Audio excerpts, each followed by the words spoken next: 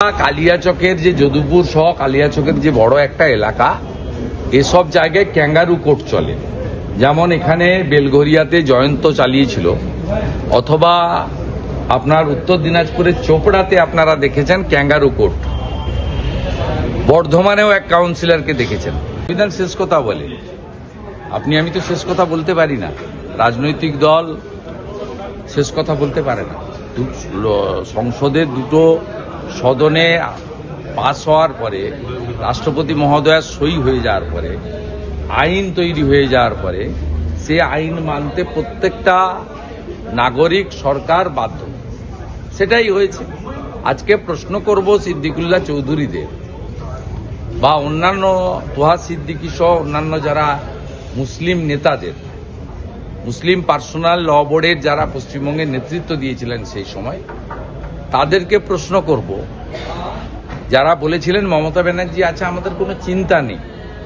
রানী রাসমণি রোডে তৃণমূল কংগ্রেসের সংখ্যালঘু মোর্চার সভা থেকে ফিরাদ হাকিম, কল্যাণ ব্যানার্জিরা যে ভাষাতে বলেছিলেন, আবু তাহেররা যে কথা বলেছিলেন, আজকে তাদেরকে প্রশ্ন গিয়ে করুন।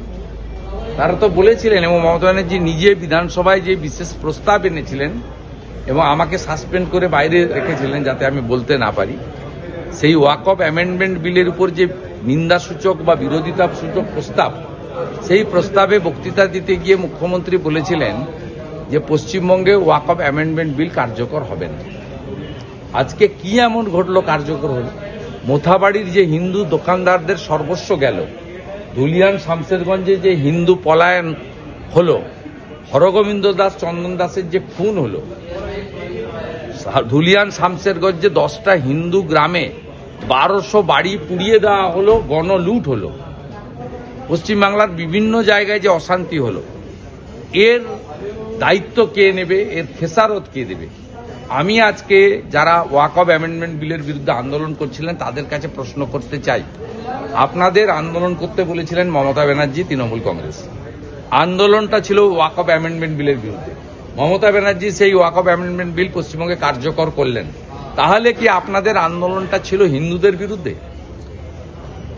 আজকে এই প্রশ্ন পশ্চিমবাংলার প্রত্যেকটা নাগরিক করবে। মালদার কালিয়াচকে জমি নিয়ে তৃণমূলের দুই গোষ্ঠীর সংঘর্ষ, এর মধ্যে দেখা গেল পঞ্চায়েত সদস্য তিনি সালিশি সভা ডাকলেন, সেখানে বিচার হলো আরেক তৃণমূল কর্মীর, গুরুতর আহত আরো 6 তৃণমূল কর্মী, এবং সেখানে পিটিয়ে খুন করা হয় এক তৃণমূল কর্মীকে, এমনটা অভিযোগ উঠে আসছে। বুথ সভাপতির ছেলেকে অস্ত্র হাতে দাপাদাপি করতে দেখা যাচ্ছে, এরকম ভিডিও ভাইরাল হচ্ছে। এই যে দিকে দিকে এটা কালিয়াচকের যে যদুপুর সহ কালিয়াচকের যে বড় একটা এলাকা, এসব জায়গায় ক্যাঙ্গারু কোর্ট চলে। যেমন এখানে বেলঘরিয়াতে জয়ন্ত চালিয়েছিল, অথবা আপনার উত্তর দিনাজপুরের চোপড়াতে আপনারা দেখেছেন ক্যাঙ্গারু কোর্ট। বর্ধমানেও এক কাউন্সিলরকে দেখেছেন। ওই কালিয়াচক 1 নম্বর ব্লক এলাকা, যেটা সুজাপুর বিধানসভার মধ্যে পড়ে, সেখানে পুলিশ প্রশাসন কিচ্ছু নেই। একটা সমান্তরাল মাফিয়া গুন্ডাদের রাজত্ব চলে, এবং এদের ভোটের বিনিময়ে তৃণমূল কংগ্রেস এবং তার পুলিশ সাহায্য করে।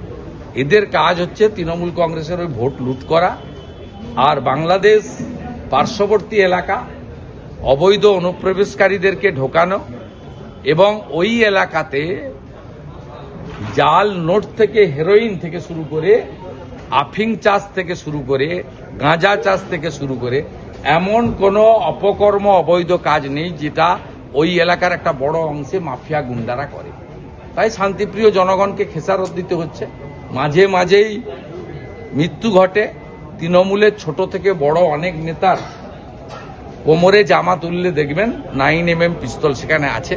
পুলিশ জেনেও এদেরকে কিছু করে না, কারণ এদের মাথায় পুলিশ মন্ত্রী মমতা ব্যানার্জির হাত রয়েছে।